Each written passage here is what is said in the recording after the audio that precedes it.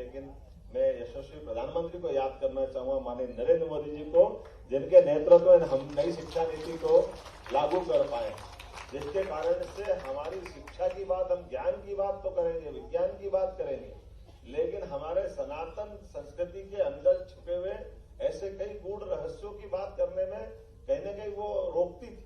उसको Lord Macaulay के समय से रोका गया।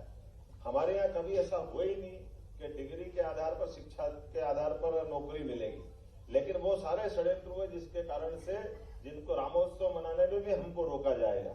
हम तो इस झंझट में पड़ गए थे, रामनवमी की छुट्टी होना चाहिए कि नहीं होना चाहिए। सरकार यही हाथ पकड़ती रहती है, अरे राम जी की छुट्टी करो तो अपनी जगह हो तो आप तिथि पे मना लेना, लेकिन वास्तव में राम जी के रहस्यों पे, राम जी का पूरा जीवन अनुकरणीय है, दुनिया के लिए अनुकरणीय है, उनके बारे में क्यों नहीं आने दिया आज तक। इसको हमको समझने वाली बात। जब हम संस्कार की बात करते हैं तो भगवान राम से ज्यादा कोई किसा नाम हो सकता है, जिनका प्रत्येक अलग अलग प्रकार का समय जिसमें उनने गुजारा होगा।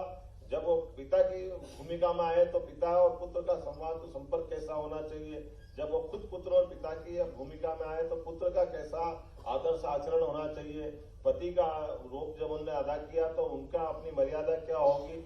ऐसे कई प्रकार के राम के जीवन को पूरा समझना, वाकई वो बहुत हमारे सबके लिए सदैव अनुकूल नहीं रहा।